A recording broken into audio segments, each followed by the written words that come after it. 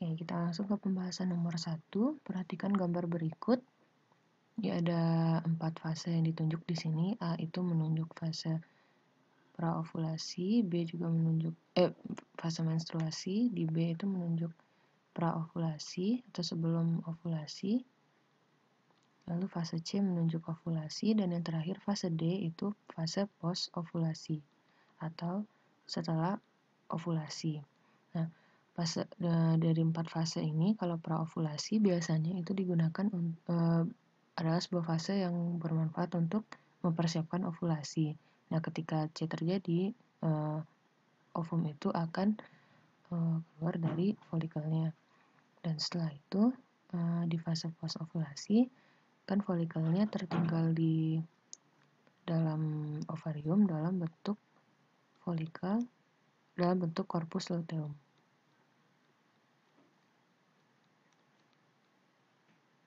Kondisi post ovulasi atau setelah ovulasi ini biasanya digunakan untuk mempersiapkan rahim atau uterus di posisi endometriumnya untuk mempersiapkan kehamilan. Seandainya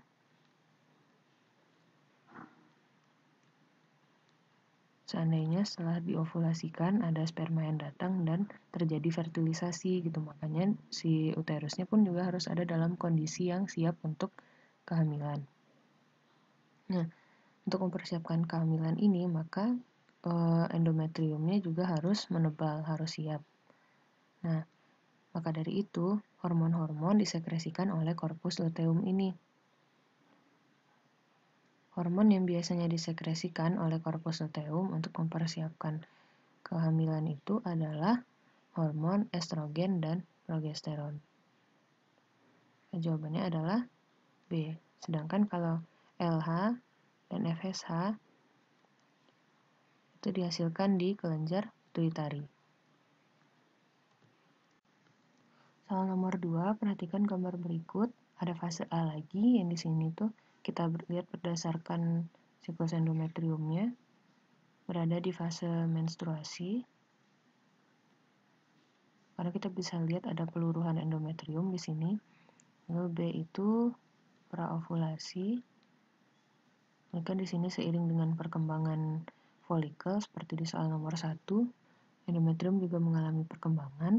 Lalu C itu fase ovulasi di sini di tengah-tengah di hari ke-14, dan terakhir itu fase D yaitu post ovulasi. Nah, pada siklus menstruasi bentuk folikel pada fase C dan D adalah di sini kalau untuk istilah-istilah folikel itu, kalau untuk fase ovulasi itu folikel degraf atau folikel dalam puncak kematangan ovum yang biasanya itu tuh memiliki sekresi estrogen yang cukup supaya interaksi antara estrogen dan LH bisa terjadi dan tubuh bisa tahu kapan harus ovulasi dan kapan tidak. Kita masih ingat bahwa antara estrogen dan LH itu ada feedback atau umpan balik negatif, dimana pada saat konsentrasi estrogen mulai naik, LH naik dengan drastis, dan setelah estrogen mulai naik drastis, LH akan turun gitu. Nah, kalau di ovulasi bentuk folikelnya adalah folikel degraf, tapi kalau misalkan di post ovulasi folikel degraf tadi yang sudah tidak lagi memiliki ovum itu akan berubah menjadi sebuah jaringan yang sifatnya itu sekretif, menghasilkan sekresi atau melakukan sekresi atau menghasilkan sekret untuk mempersiapkan rahim dalam menghadapi kehamilan. Seandainya terjadi fertilisasi. Nah, di sini nama folikelnya adalah corpus luteum. Nah, jawabannya adalah 1 dan 3 B.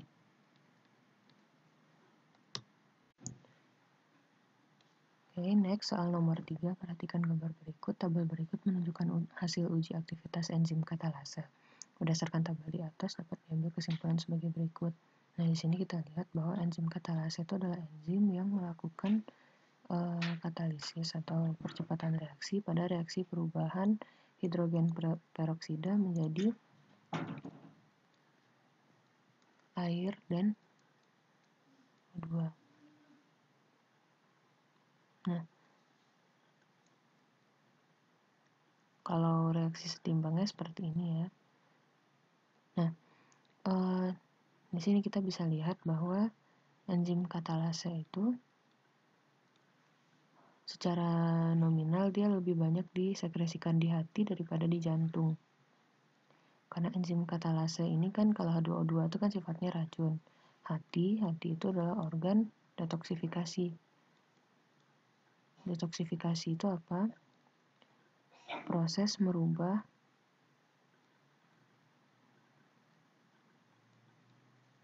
senyawa toksik menjadi senyawa yang berkurang toksisitasnya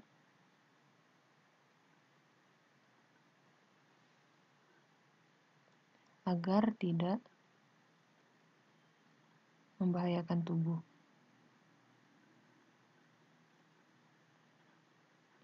Hal ini analog dengan netralisasi racun gitu ya.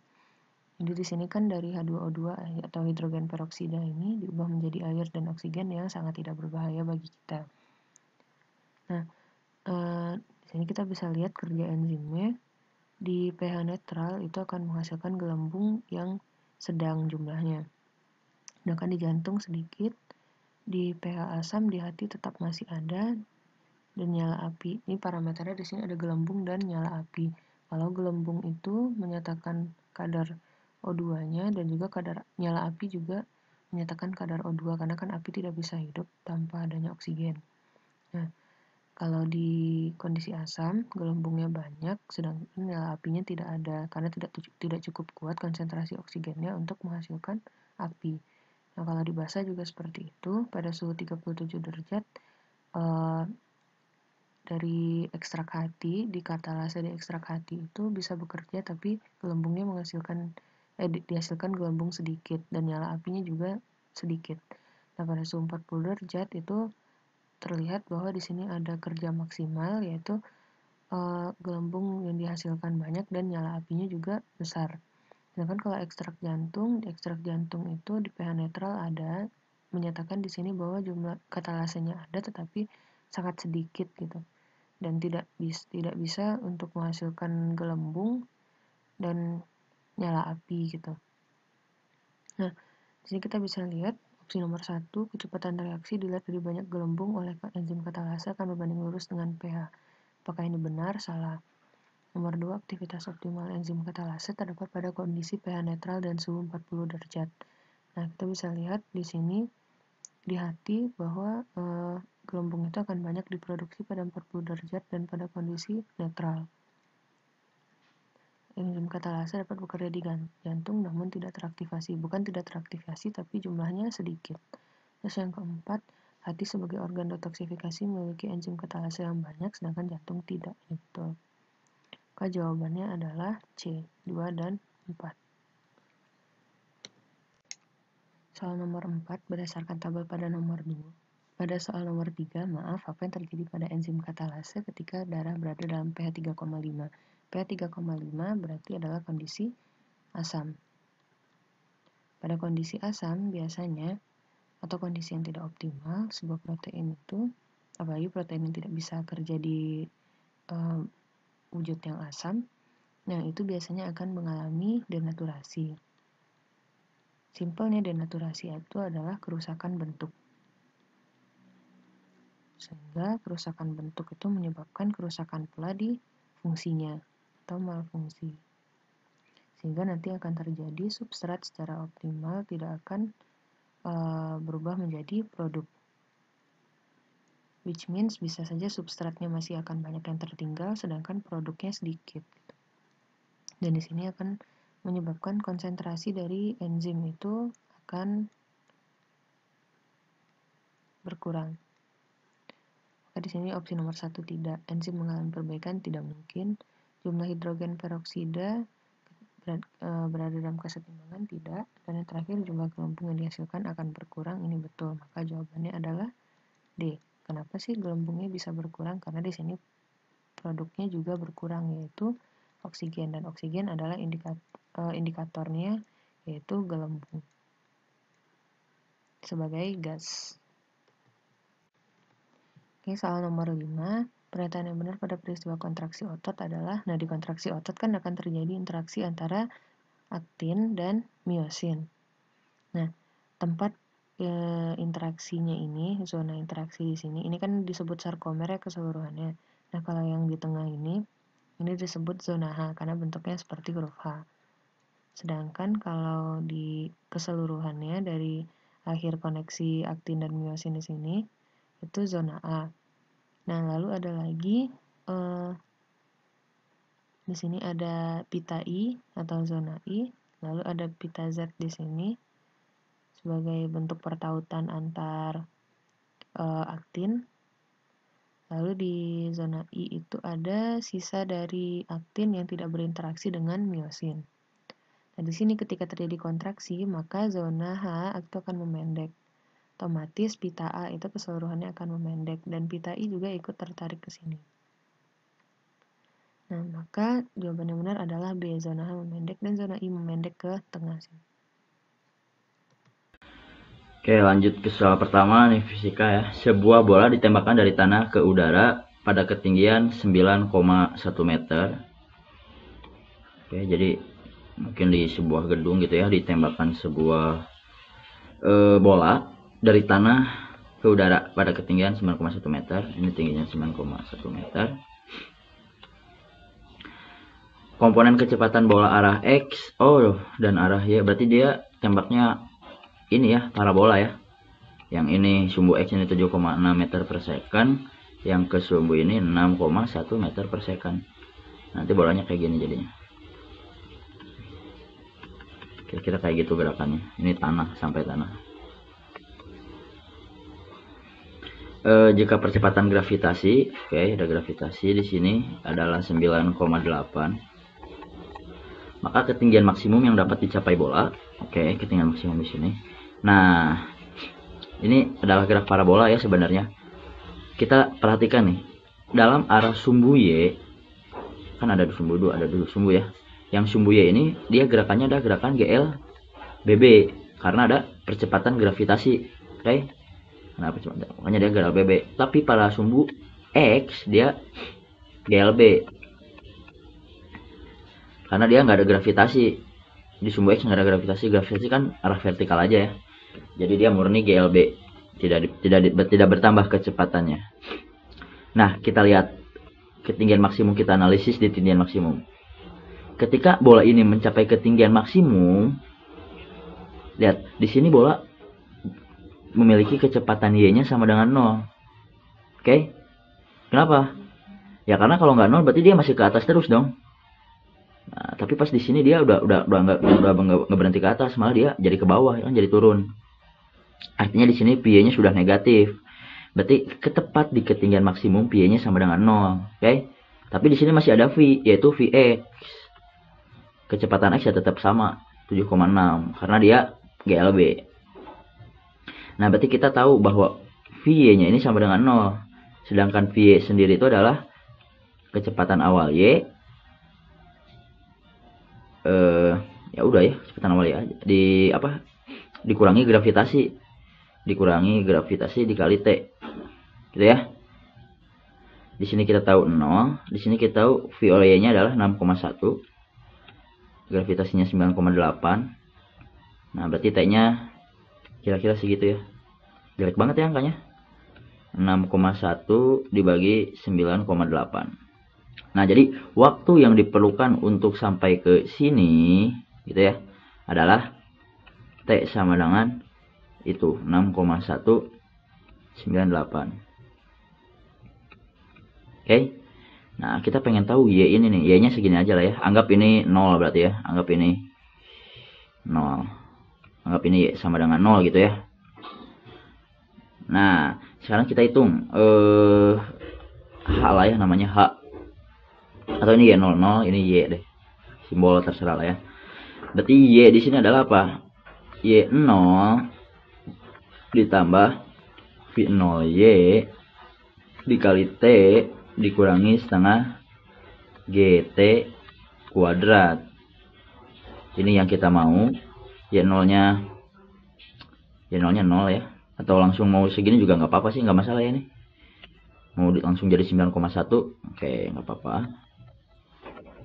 P0Y-nya di sini 6,1. T-nya 6,1 dibagi 9,8 dikurangi setengah. G-nya 9,8, T-nya 6,1 kuadrat dibagi 9,8 kuadrat. Nah, yang ini kita coret 1. Berarti ini jawabannya adalah 9,1 ditambah, ini sama nih ya. Ini kan 61 kuadrat per 9,8, ini setengah 61 kuadrat per 9,8. Ini jadi kotak, ini juga kotak kan. Kotak dikurangi setengah kotak, ya setengah kotak. Kotaknya apa? Kotaknya adalah 6,1 kuadrat dibagi 9,8. Oke. Jadi ini 9,1 akhir-akhir aja lah ya. 6 ini anggap 6 kuadrat 36. Anggap ini 36. Ini anggap 10 lah ya. Ini dibagi jadi berapa? 1, 5, 18. Jadi sekitar 1,8 lah ya. 1,8 ditambah 9,1 sekitar 10,9 ya. Atau sekitar 11 lah ya ini. Jadi dekat ke 11 sih. Jadi jawabannya yang D ya. Gampang lah ya. Oke, lanjut ke soal berikutnya nih. Ini tentang dinamika ya. Dua buah benda A dan B masing-masing bermassa MA dan MB.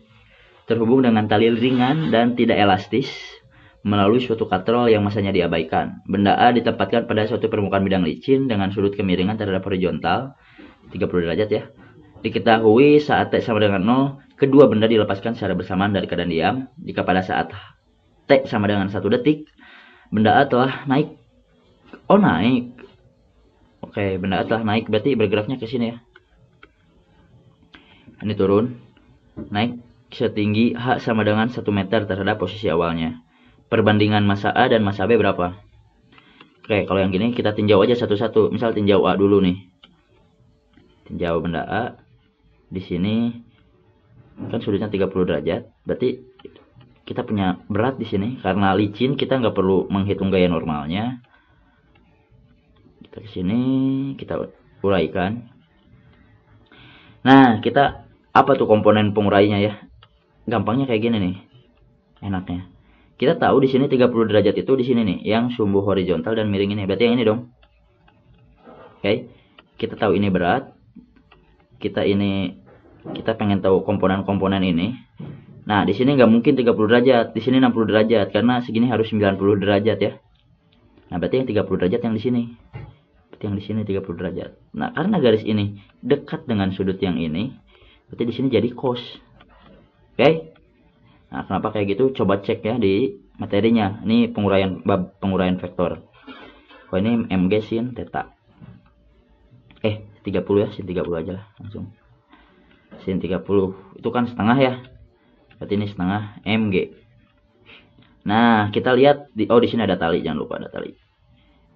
Kita anggap ini sumbu X, ini sumbu Y. Nah, benda mengalami pergerakan itu kan di sumbu X ya. Berarti kita tinjau aja dinamika di sumbu X. Ini ya, menurut rumus hukum 2 Newton. Yang menyebabkan bergerak itu kan si T-nya ya. Si tegangan tali ini, berarti T-nya positif. Nah, si setengah mg ini, ya yang menghambat benda untuk bergerak justru karena beratnya yaitu menghambat ya. MA kali A. Nah, ini persamaan pertama. Terus kita cek tinjau benda B. tinjau B. Warnanya dilainkan biar asik. Nah, kalau benda B, di sini kan ada tegangan tali, di sini ada berat benda MBG. Oh, kayak cuma segitu aja. Ini sigma F Y ya, sama dengan MBA. Di sini yang nyebabin dia bergerak itu justru ininya sekarang, MBG-nya. Si tegangan tali ini yang ngehambat. Nah, kita substitusikan, ini kan T sama dengan MAA dikurangi setengah MAG. Nah, kita substitusikan ke ini ditambah dong. Ya. Substitusikan ke sini ya. Di sini jadi MBG dikurangi MAA dikurangi setengah MAG. Oke?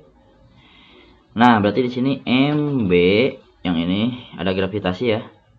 Dikurangi setengah MA. Yang ini gravitasi dikali gravitasi keluarkan sama dengan yang ini. Ini sama dengan MBA ya. Pindah ruas ke sini. Berarti di sini ada MB, di sini ada MA ditambah jadi positif ya. Hanya kayak gini. Dikali dengan A. Oke. Nah, berarti di sini kita dapat percepatannya. Ini hapus dulu.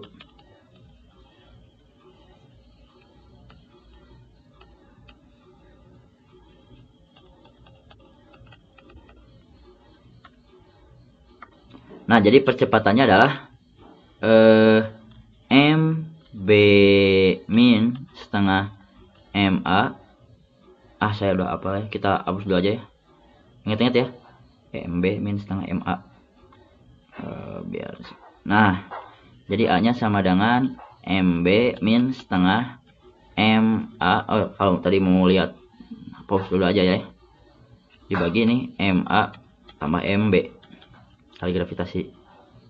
Gitu ya. Nah, ini adalah percepatannya. Nah, dari percepatan kita tahu nih, kan bendanya ini menempuh jarak sejauh ini ya. Jauh misalnya X. Nah, berapa sih X-nya? Dapat dari sini kita tahu bahwa dia menempuh sejauh H 1 meter. H-nya sama dengan 1 meter. Nih, kita lihat, perhatikan sudut sin ini. Di sini H, di sini X. Sin 30 derajat itu kan sama dengan ini dibagi ini, ya enggak? H dibagi X, depan bagi miring. Sinnya setengah. Berarti X-nya sama dengan 2 dikali H. H-nya 1. Berarti 2. Oke. Berarti ini sama dengan 2. Nah, X ini kan ini kan mengalami percepatan ya ke atas. Berarti dia GLBB dong. GLBB. Berarti P0T dikurangi setengah, setengah A kali T kuadrat. Gitu ya. X-nya di sini 2, X0-nya kita anggap ini posisi 0 lah ya. Kecepatan awalnya 0 karena mula-mula benda diam ya. Tambah setengah A-nya ini. A-nya adalah MB min setengah MA per MA plus MB dikali G dikali T. G-nya anggap 10 aja. Dikali T. T-nya 1 ya. Nih. 1 kuadrat ya, berarti 1 aja udah. Udah berarti nih. 2-nya pindah ruas biar enak. Berarti 4 dikali yang bawah kita pindah ruas ke sini semua ya. 4 MA tambah 4 MB gitu sama dengan yang ini 10 MB dikurangi setengah kali 10 5 ya, 5 MA. Yang ini jadi 9 MA, yang ini jadi 6 MB. Pindah ruas. Yang ditanyakan adalah MA banding MB. Berarti MA dibagi MB sama dengan 6 dibagi 9 berarti ya. Dibagi 3, 2 per 3. 2 banding 3. Yang B. Oke, lanjut ke soal berikutnya. Ini sebuah benda dengan momen inersia I sama dengan mr kuadrat dilepas dari keadaan diam dan mengelilingi bidang miring ya. Jadi ada bidang miring. Kayak gini.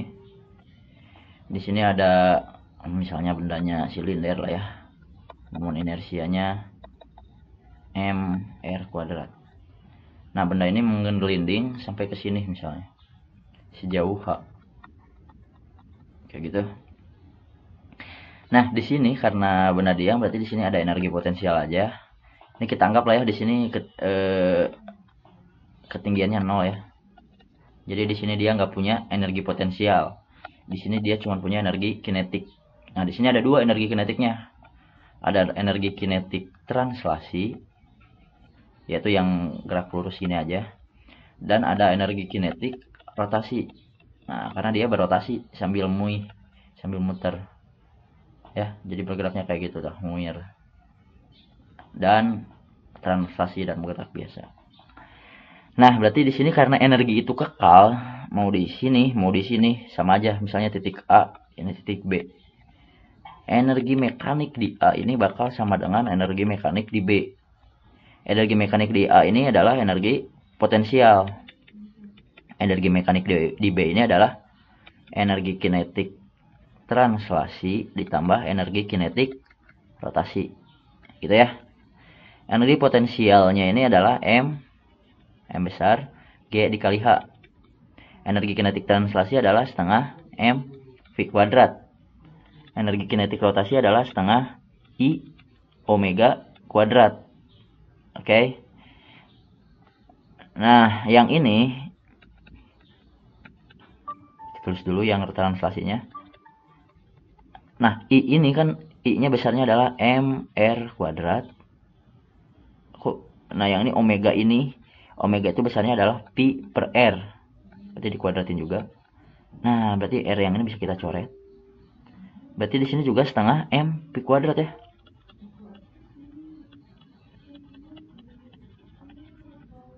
Setengah, ini anggap kotak lah, setengah kotak ditambah setengah kotak, satu kotak ya. Nah, berarti kotaknya adalah m pi kuadrat. Oke, berarti di sini kita punya persamaan bahwa mgh ini sama dengan m v kuadrat. Oke. Nah, jawaban yang paling tepat apa? Berarti di sini kita tahu bahwa karena ini sama nih, lihat. Energi potensial dan energi kinetik translasi dan energi kinetik rotasinya sama. Nah, berarti persamaan ini kita bisa ubah. Oh, berarti ini tuh energi potensial ini energi kinetik translasinya sama kayak energi kinetik rotasinya. Nah, gitu ya. Karena ini sama. Ini juga kotak, ini juga kotak kan. Dua-duanya sama, setengah mp kuadrat. Nih, yang satu setengah mp kuadrat, yang satu juga setengah mp kuadrat. Ya udah, berarti ini dua energi ini ya. Nah, berarti energi kinetik rotasinya adalah 2 kali energi potensial awalnya. Salah ya, kebalik ya. Energi kinetik translasinya 1/4 dari energi potensial awalnya. Salah. Energi kinetik translasinya 2 kali, ini juga salah. Energi kinetik translasinya 2 kali energi potensial awalnya. Kagak ya. Harusnya setengah kali sih. Jumlah energi kinetik translasi dan rotasinya lebih besar dari energi, oh ini salah, kan kekal ya. Jumlah energi kinetik translasi dan rotasinya lebih besar. Ngaco ya, harusnya sama ya, kok nggak ada yang benar ya. Oke, berarti ini harus saya ralat. Saya ralatnya yang ini deh, energi kita. Jadi ini kan 2 kali energi rotasi atau sama aja 2 kali energi translasi kan sebenarnya. Orang ini sama aja ya, translasi dan rotasinya kan sama ya. Mau energi kinetik rotasi, mau energi kinetik translasi sama aja karena dua-duanya besarnya sama. Nah, berarti di sini kita dapat energi kinetik translasi sama dengan setengah kali dari energi potensialnya. Nah, berarti yang ini salah ya. Energi kinetik translasi, yang ini energi kinetik translasinya setengah. Oke, jadi jawabannya yang D.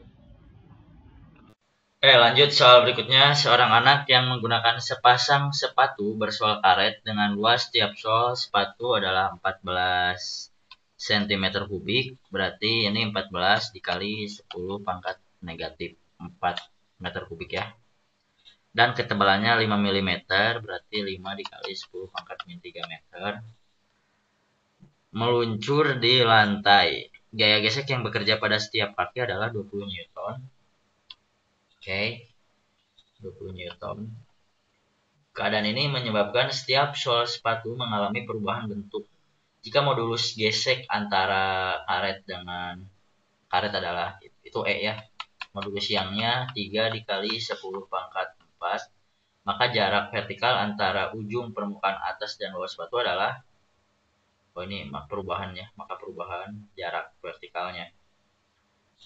Nah, kita pelajari dulu konsepnya ini tentang modulus siang ya. Jadi suatu benda itu, mau bendanya misalnya antara karet dan besi, itu memiliki modulus siang yang berbeda. Misalnya di besi, ini karet. Semakin elastis bendanya, maka modulus siangnya semakin kecil. Nah, jadi nanti di sini E dari karet sama E dari besi ini lebih besar E besi ya. Karena besi lebih kokoh daripada karet. Karet lentur ya. Nah, sebenarnya definisinya modulus siang ini adalah tegangan dibagi regangan. Tegangan ini rumusnya adalah gaya dibagi alasnya. Sedangkan kalau regangan, perubahan panjang dibagi panjang mula-mula. Nah, jadi modulus siang ini kalau kita rapihin, F dikali L dibagi A kali delta L. Nah, ini modulus siang. Kayak gitu. Nah, di sini kita udah tahu semuanya ya sebenarnya. Modulus siangnya 3 dikali 10 pangkat 4. Gaya yang bekerjanya 20 Newton. Panjang mula-mulanya ini ketebalannya. Jadi gini kan, misalkan nih, anggap ini sendal. Kita nggak tahu bentuknya kayak gimana, tapi ini luasnya 14 cm kubik ya. Kan ada tebalnya ya. Ada gaya 20 Newton gitu. Gaya yang bekerja pada setiap kaki kan gitu ya, 20 Newton. Nah, nanti si tebal karet ini yang asalnya 5 mm, dia akan mengalami perubahan dong karena ditekan. Nah, jadi dia mengalami delta L. Nah, ini yang kita cuma cari. Delta L-nya berapa? Oke, berarti ini 20. A-nya ini 14 dikali 10 pangkat negatif 4. L-nya 5 dikali 10 pangkat negatif 3. Delta L-nya yang kita cari. Nah, berarti di sini delta L sama dengan, nih kalau udah dihitung-hitung dapatnya 2,38 ya. Jadi jawabannya yang B. Lanjut ke soal berikutnya. Ujung sebuah pipa silinder memiliki jari-jari 1,5 cm. Jadi di sini ada jari-jari 1,5 cm. Di sini ada air tentu saja. Ya. Wah, ini kecepatannya cepat banget. Kecepatannya katanya 7 meter per second. Laju aliran massa yang meninggalkan pipa adalah berapa? Kayak tsunami ya, 7 meter per second. Cepat benar. Nah, ini gini. Ini bayangkan, ini dalam 1 detik itu keluar volume sebesar ini. Volumenya berbentuk silinder ya berarti ya. Jadi nih, ini kan pipanya, kan keluar air nih. Bayangkan nih 1 detik tuh keluar airnya segini. Nah, ini dalam 1 detik tuh segini keluar airnya. 7 meter per second itu loh. Oke. Nah, jadi di sini kita bisa tahu debitnya. Debitnya itu adalah A dikali T sebenarnya. Luas alasnya ini. Kok A dikali T? A dikali V. Oke. Alasnya dia berbentuk silinder. Berarti silinder itu kan rumusnya apa sih? Ini nih. Pi dikali R kuadrat nggak sih? R-nya adalah 1,5 cm atau dikali 10 pangkat negatif 2 dikuadratin. Ini anggap 3,14. Gini aja tandanya. Ini 1,5 itu adalah 15 kali 15 itu berapa sih?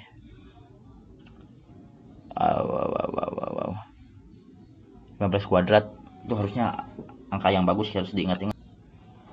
22,5 ya. 225 kan 15 kali 15 itu berarti kalau 1,5 ya 22,5 dikali 10 pangkat negatif 4 sekarang. Nah ini aduh males banget nih angkanya. Anggap aja ini 3 lah ya, ini anggap aja 2, jadi sekitar 6 lah ya, kurang lebih 6 lebih, nggak tahu 7 deh, antara 6 atau 7 ya ini. Oke kita anggap 6 aja dulu, kayaknya 7 deh, lebih condong ke 7 saya, lebih condong ke 7 ya, soalnya komanya lumayan gede nih. Oke kayak gitu lah ya, anggap kayak gitu dulu biar enak. Berarti ini 7 dikali 10 pangkat negatif 4. Nih kecepatannya di sini adalah 7 meter per second. Berarti di sini 49 dikali 10 pangkat. Oh ya, ini dikali 10 min 2 karena harus ke meter ya. Kan di sini cm. Harus SI. Jadi 49 dikali 10 pangkat negatif 4 meter per second atau 4,9 dikali 10 pangkat negatif 3. Oke? Nah, terus yang ditanyain itu adalah sebenarnya ini satuannya meter per second nih. Yang ditanyain di sini adalah meter per second, tar. Volume dong di sini. Kan di sini ada meter kuadrat ya. Kan alas ini meter kuadrat nih. Kan R. Meter kuadrat kan alas tuh, meter kubik. Jadi di sini ada meter kubik. Di sini meter aja. Jadi meter kuadrat dikali meter aja jadi M pangkat 3 kan. Kenapa penting banget satuan? Karena nih. Biar kita tahu nih, berarti massa, laju aliran massa itu apa ya disebutnya? M gini aja lah ya, dmdt. Laju aliran massa per waktu itu adalah Q dikali, ini logo aja ya, logo, satu logo. Nah, saya nggak tahu logonya apa. Q dikali itu Q dikali ininya rho-nya. Nah, sebenarnya kalau bingung-bingung dengan rumusnya, lihat aja di sini nih. Ini kan meter kubik second kan? Di sini kita pengennya kilogram per second. Nah, berarti artinya kita gini aja, 10 pangkat 3. Ini kan satuannya meter kubik per second kan?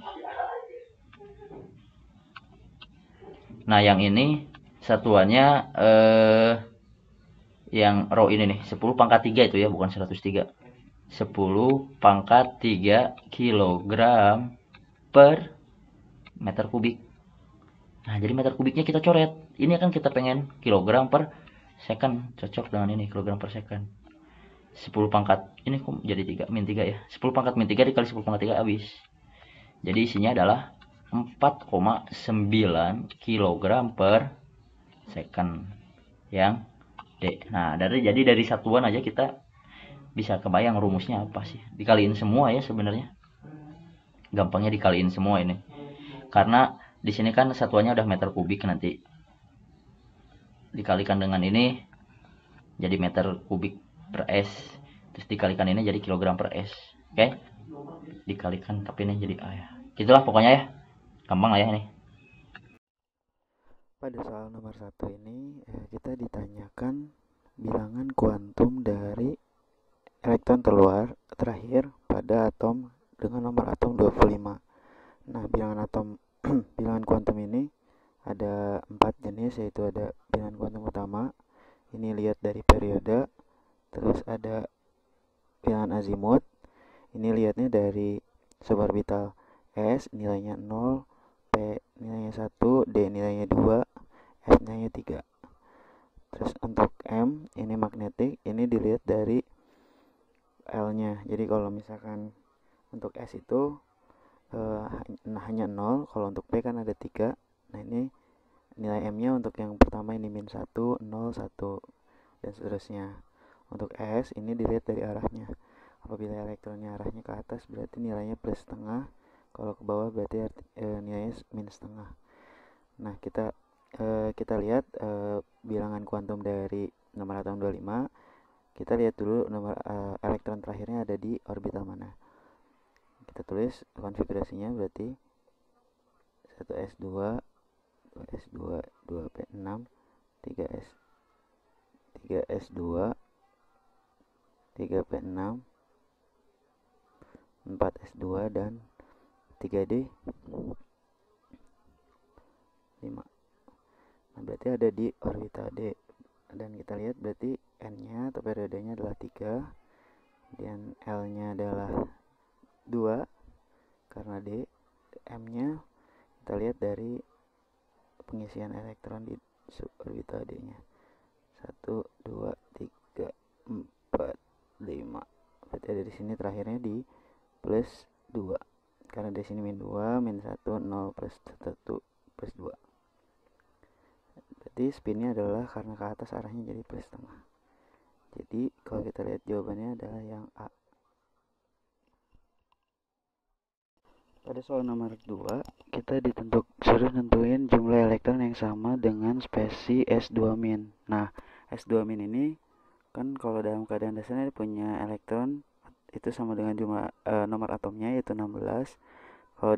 Kalau spesi min 2 berarti ditambah 2 elektron. Jadi jumlahnya ada 18 elektron. Nah, kita cari dari keempat pilihan ini mana yang jumlahnya sama. Untuk Cl keadaan dasarnya ada 17. Nah, karena dia minus 1 muatannya, jadi ditambah 1 elektron jadi 18. Berarti pilihan satu sama. Terus yang kedua untuk O2 berarti nomor atomnya 8. Pada keadaan dasar, karena pada keadaan ionnya ditambah 2 elektron jadi 10. Kemudian AR ini punya nomor atom 18 dan AL punya nomor atom 13. Karena plus 3 jadi dikurang 3 elektron jadi tinggal 10. Jadi yang sama adalah yang 1 dan 3, yaitu jawabannya B.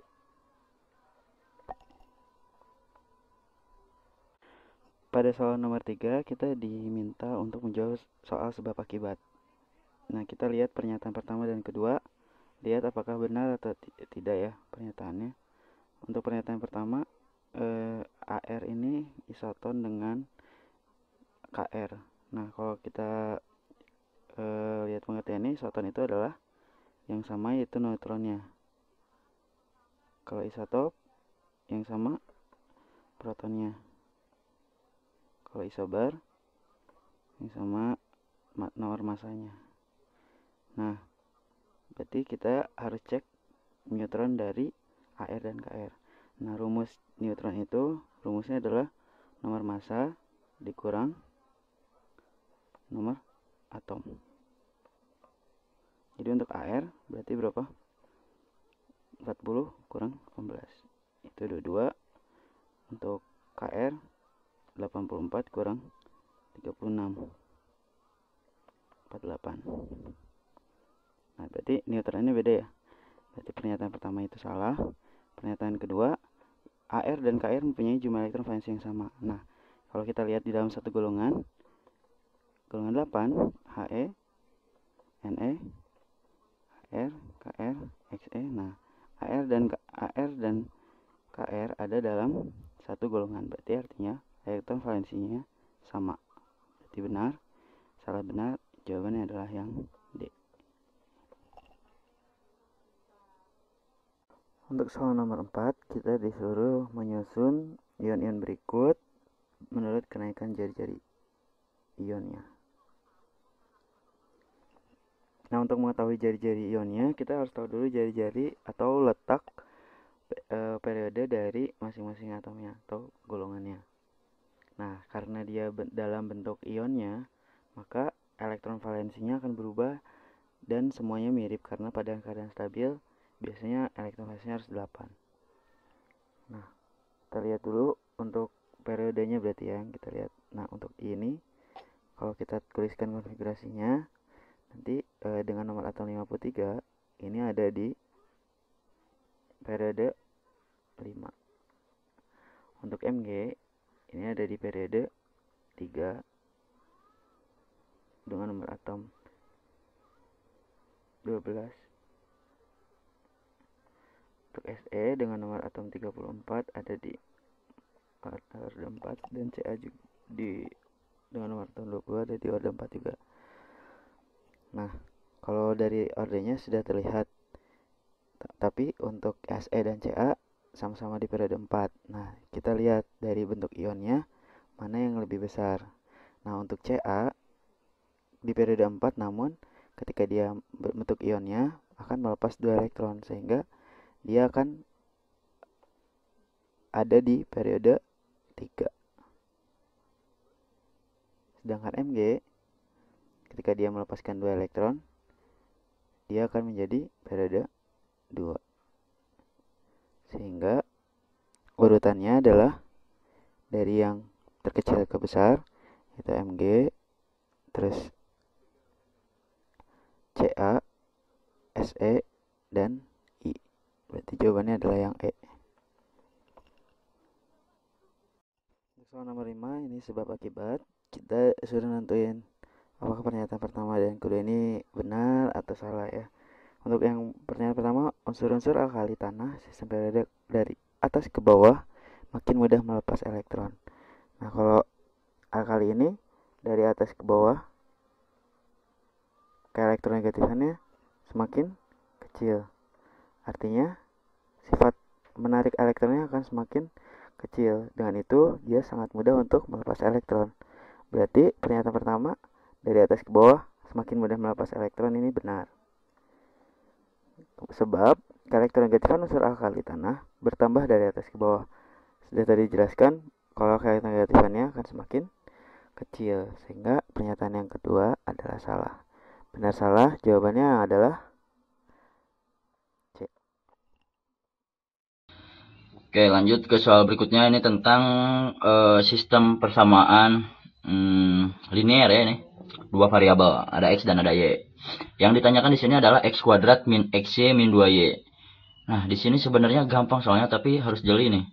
Karena gini, ini sebenarnya tak lain adalah dari perkalian X plus Y dikali X min 2Y kuadrat.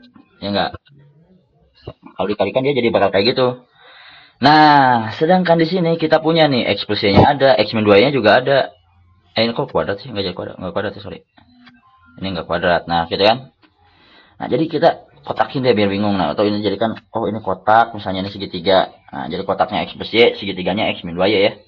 Berarti yang ini jadi dua kotak, ya kan? Yang ini nih. Yang ini dua kotak ditambah 3 segitiga sama dengan 2. Oke. Terus yang ini berapa? Yang ini 4 per kotak ditambah dikurang 1 per segitiga sama dengan minus 3. Oke. Nah, ini kan jadi persamaan linear biasa kan? Kita kali 3 yang ini. Yang ini kali 3 jadi 12. Oke. Yang ini kali 3 jadi 3. Yang ini kali 3 jadi minus 9. Jumlahin deh. 2 per kotak ditambah 12 per kotak itu jadi berapa? Jadi 14 per kotak. 3 per segitiga dikurangi 3 per segitiga habis 0. 2 dikurangi 9 berapa? Negatif 7. Oke. Nah, jadi kotaknya berapa di sini? Kotaknya adalah negatif 2 ya. Negatif 2. Nah, ini kotak kita udah tahu kotaknya tuh tadi kan X plus Y ya. Ini kotaknya tuh X plus Y. Nah, berarti di sini kotaknya bisa kita ganti jadi negatif 2. Nah, sekarang kita tinggal nyari segitiganya. Kumaha nyari segitiganya? Gampang. Tinggal substitusikan ka dieu. Nah, jadi kan ini 2 enak jadi Sunda. 2 di kotaknya kan jadi min 2 tuh. Kotaknya min 2 ganti. Nah, segitiganya yang kita cari ini sama dengan negatif sama dengan berapa? Sama dengan 2 ya. Oke, ini jadi negatif 1 ke situ aja dah. Ini kemana-mana ya ngajar. Negatif 1 ditambah 3 segitiga sama dengan 2. Pindah ruas tuh negatif 1. Aduh, ke sini kemana-mana ya, berarti 3 per segitiga ditambah 3. Nah, sama dengan 3. Oke, kan min 1 pindah ke sana jadi 3 noh. Nah, jadi sekarang segitiga sama dengan 1 ya. Oke. Nah, jadi segitiga sama dengan 1. Oke, berarti negatif 2 dikali 1 berapa? Negatif 2. Kan ini kotaknya negatif 2 dapat. Segitiganya dapat nih. 1. Ya, berarti otomatis negatif 2 dikali 1 negatif 2. Jadi jawabannya yang A. Lanjut lagi ke soal berikutnya. Di sini ceritanya ada seorang pelajar berencana untuk menabung di koperasi yang keuntungannya dihitung setiap semester. Satu semester itu 6 tahun ya. Satu semester itu sama dengan 6 tahun ya. Nah, apabila jumlah tabungan menjadi 2 kali lipat dalam 5 tahun, oke, jadi dalam 5 tahun, 5 tahun itu berapa semester ya? 5 tahun itu 1 tahun itu 2 semester ya. Berarti kok 6 tahun? 6 bulan, sorry, 6 bulan. 6 bulan ya, 1 semester itu kan 6 bulan. Berarti kalau 5 tahun ini ada 10 semester ya. Gitu ya. Jadi dalam 10 semester ternyata sekarang uangnya misalnya awalnya uangnya U. Nah, nanti uang terakhirnya jadi 2U ya. Jadi 2 kali lipat selama 5 tahun. Maka besar tingkat suku bunga per tahunnya berapa katanya. Oke, bunganya berapa gitu ya. Nah, ini konsepnya bunga majemuk ini. Jadi gini nih, bayangin ya. Misalnya nih, si siswa ini nabungnya U. Oke. Nah, misalnya bunganya itu B. Bunganya B persen gitu ya. Ditambah B persen. Nah, berarti di semester kedua, di semester pertama dia akan mendapatkan uang, misalnya uangnya U0 awalnya. U0 deh ya. Nah, berarti U1 yaitu uang di semester 1 adalah uang awal, uang mula-mula ditambah B persen dari uang awal. Atau ini kan bisa jadi 1 tambah B dikali uang awal. Itu di semester ke-1. Sekarang di semester kedua. Berarti kalau di semester kedua adalah apa? Uang sebelumnya, uang di semester ke-1, ya kan? Ditambah B persen dari uang di semester ke-1. Atau ini 1 ditambah B dikali U1. Sedangkan U1-nya sendiri adalah apa U1-nya? U1-nya ini.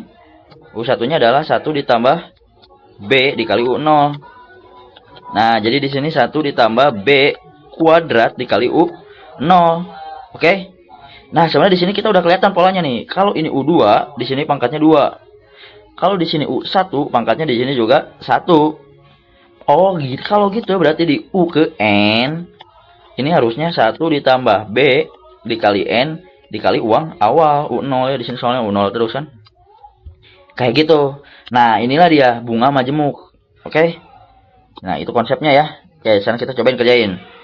Jadi, kita dapat bahwa UN itu sama dengan 1 ditambah bunganya pangkatin N dikali U0. Nah, kata dia, setelah dia nabung 5 tahun atau 10 semester, berarti U10. U10, berarti ini pangkat 10. Nah, di U10 ini ternyata uangnya udah 2 kali lipat dari uang semula, dari uang U0. Oke? Ya kalau gitu ya tinggal aljabar biasa nih, coret-coret. Berarti ini 1 ditambah B sama dengan akar 10 plus minus ya. Plus minus. Karena ini pangkat genap. Oke, sama kayak pangkat 2, ada plus minusnya kalau genap. Kalau ganjil nggak usah. Nah, berarti B-nya apa? B-nya berarti ya bisa plus minus akar ini 10, ini 2, ini min 1 gitu ya. Tapi kalau di sini lihat dari jawaban dia pilihnya yang plus-plus semua ya akar 2-nya tuh. Berarti B-nya kita pilih yang plus ya. Kalau negatif masa ada bunga negatif, berarti itu ngutang ya kalau gitu. Gitu ya. Nah, berarti ini B-nya ya. Nah, ini B-nya itu per semester, tapi ingat ini kan per semester. Kita kan ngitungnya tadi N-nya per semester, 10 semester. Tapi di soal yang ditanyain apa? Bunga per tahun. Gitu. Gimana caranya? Ya, satu tahun itu berapa semester? 1 tahun kan 2 semester tuh. Ya, berarti tinggal dikali 2 aja. Kan ini 1 semester ya, berarti kalau 1 tahun ya dikali 2 semester gitu kan. Nah, ini dia bunga untuk 1 tahun per tahun kalau ini. Kalau ini per semester. Jadi isinya yang mana tuh? Yang Oke, lanjut ke soal berikutnya. Masih tentang ketaksamaan ini. Belum ya, baru ya. Oke. Himpunan S beranggotakan semua bilangan bulat positif. Oke. Bilangan positif X ya, bilangan bulat positif X. Tuh. Nah, bilangan positif X ya, si S itu jadi kumpulan semua bilangan. Kumpulan bilangan memenuhi X kuadrat. Kalau kita pecahin ini jadi apa nih? X kuadrat dikali ditambah X dikurangi A, X dikurangi A. Yang atasnya dulu aja lah ya. Berarti ini X dikali X plus 1 ya kan? Dikurangi A. Di sini ada X, di sini ada plus 1 juga. X plus 1-nya sama nih. Berarti X plus 1-nya kita keluarin juga. Di sini ada X, di sini ada min A. Oke. Nah, itu dia. Dibagi yang bawahnya. X plus 1 dikali X min 4. Nah, jadi persamaan ini bisa kita tulis ulang jadi kayak gini ya. Lebih sederhana nih. Oke, kalau gitu, nah kita lihat persamaan ininya, tanda garisnya. Nah, karena ini sama, berarti ini nggak usah masuk ke ini, ke tanda ini, ke tanda apa nih, tanda X ya. Nggak usah masuk ke tanda X. Jadi yang masuk itu yang ini A ya. Jadi ada A, ada 4 gitu. Nah, berapa A-nya biar banyak? Bilangan, ini X-nya kan nih, kalau contoh deh, misal kalau kita pilih A-nya 1. Berarti kalau A-nya 1, ini kan nilai X-nya nih. Entar. Ini kan negatif nih. Kalau ini negatif, berarti positif. Di sini pasti positif.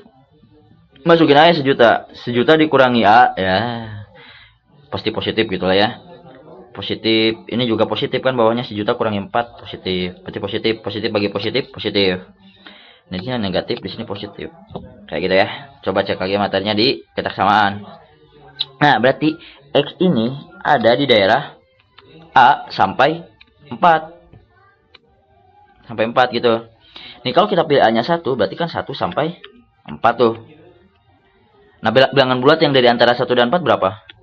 2 dan 3 doang. Oke. Kalau kita pilih 3, A-nya 3 sampai 4. Waduh, ini lebih ngaco. Nggak ada ini. Bilangan bulat di antara 3 dan 4 nggak ada. Adanya 3,5, 3,7 itu kan bukan bilangan bulat ya. Kalau A-nya 5. Waduh, kalau A-nya 5. Wah, kalau A-nya 5 jadinya kayak gini ya. Jadinya ada di sini kalau A-nya 5. Nih, kalau A-nya 5 kan berarti ada di sini nih. Berarti nanti ininya kita hapus dulu deh biar nggak bingung. Nih, kalau A-nya kita pindah, kan pindah ya A-nya. Kita pindah dulu. Set. Hapus semua aja dah. Nah, misalnya nih kita A-nya jadi 5 sekarang. 5 lebih dari 4 kan? Jadi kalau A-nya 5, di sini 4, di sini A. Nah, sama kayak tadi, ini positif, ini negatif, ini positif. Nah, tapi sekarang jadi kayak gini. Jadi sekarang solusinya ada di antara 4 dan A gitu ya. Nih, kalau A-nya 5. Di antara 4 dan 5 ada bilangan bulat nggak? Nggak ada.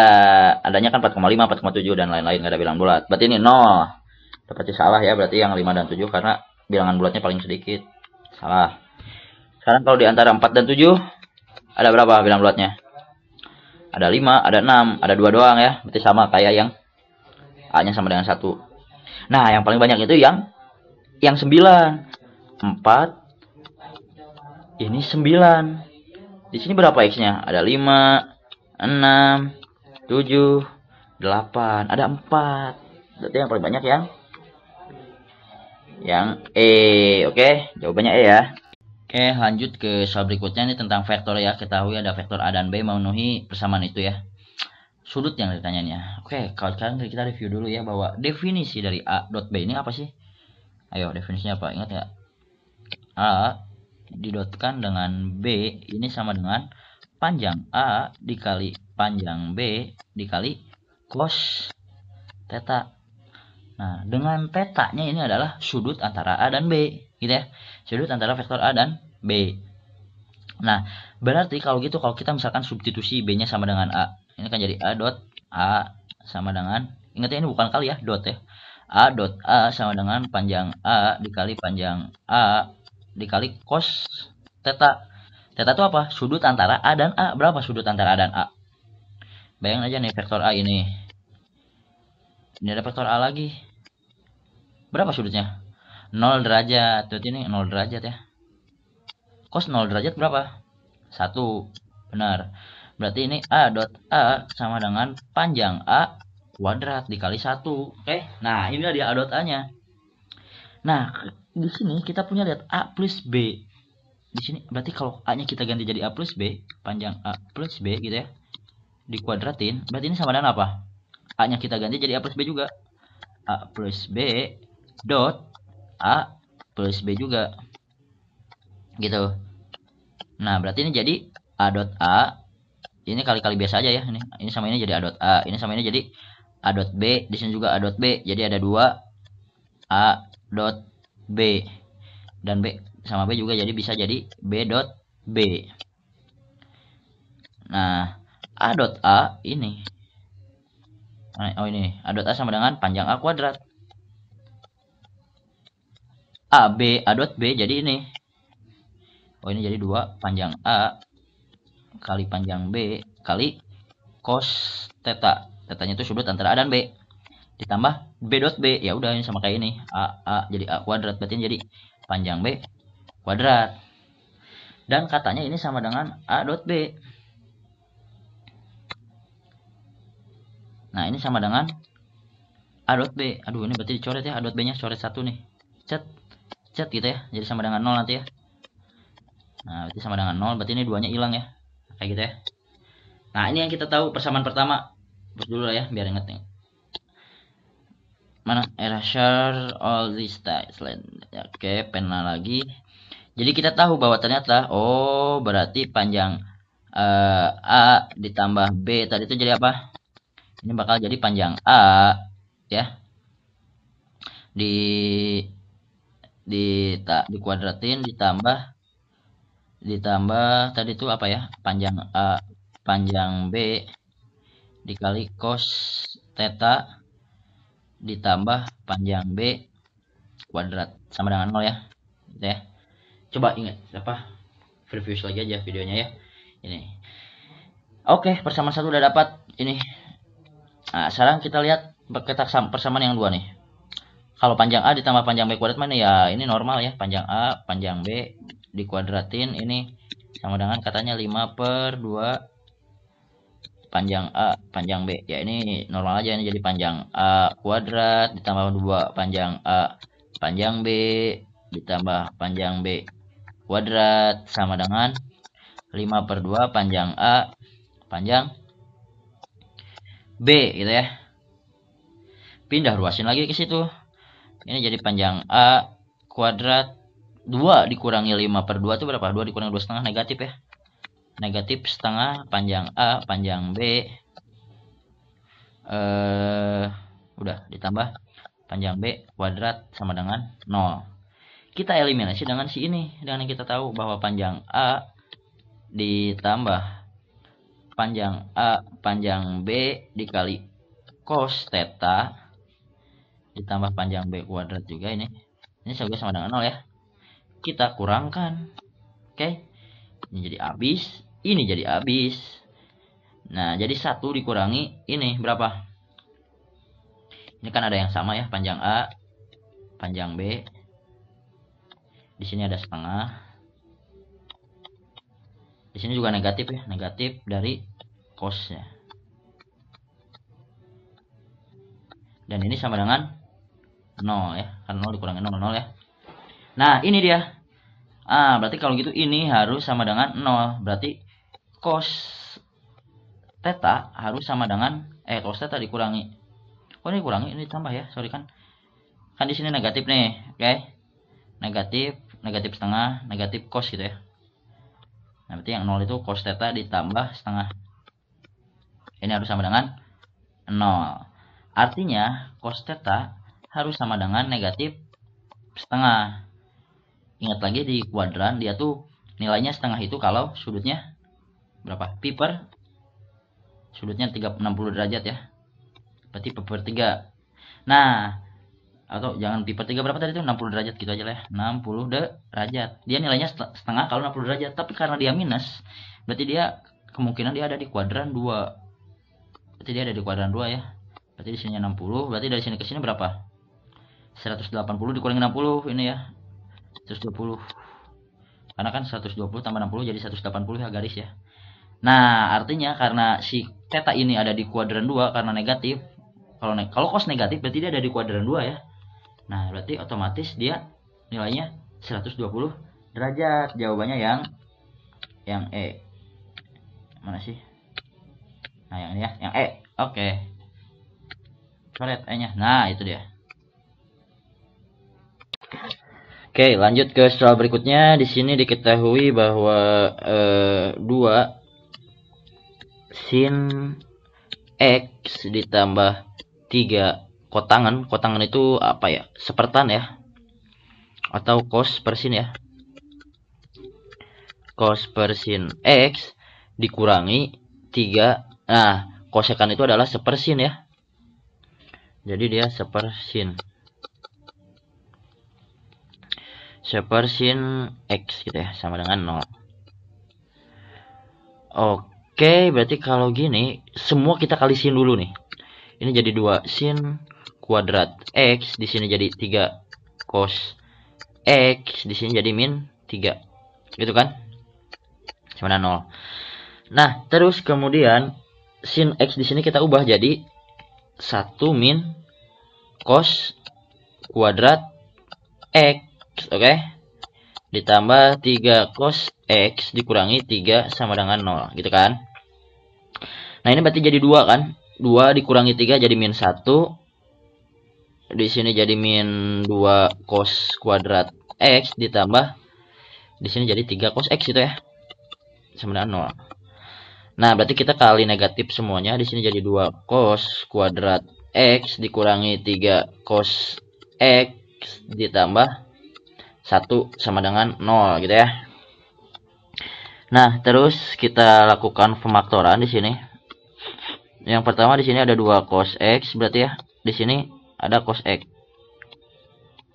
Nah, kayak gitu. Terus kemudian di sini berarti apa? Ininya ini pasti min 2 sama min 1 ya. Min 2. Jadi di sini min 1 ya. Gini ya. Min cos kuadrat, min cos X, ya benar ya. Oke, jadi cos X-nya ada 2. Di sini ada 2 kemungkinan. Cos X-nya ini bisa jadi sama dengan setengah atau cos X-nya sama dengan 1. Nah, tapi kalau yang ini nggak mungkin. Karena kalau X sama dengan 1, berarti X-nya itu sama dengan 0 kan? 0 derajat. Nah, tapi di sini 0-nya nggak ada sama dengannya nih. Oke? Kalau lihat ya, 0-nya nggak ada sama dengannya. Berarti ya nggak bisa. Berarti yang harus ini. Berarti cos X-nya sama dengan setengah. Nah, kalau cos X-nya sama dengan setengah, kan ini di kuadran 1 ya. Dari 0 sampai pi per 2 itu di kuadran 1. Nah, ini kan dari 0 sampai pi per 2 tuh di sini di kuadran 1. Berarti sinnya juga pasti positif ya. Oke, kalau cos X setengah berarti sinnya berapa? Setengah akar 3. Kenapa kayak gitu? Ya karena cos X sama dengan setengah itu berapa? 60 derajat. Oke, jadi X-nya 60 derajat nih. Ya udah, kalau udah dapat sudut 60 derajat nah ya gampang. Berarti sin 60 derajat berapa? Ya berarti sin 60 derajat ya setengah akar 3 gitu ya. Oke, jadi isinya sin X dikali cos X itu adalah setengah dikali setengah akar 3. Atau sama dengan 1/4 akar 3. Jawabannya yang D.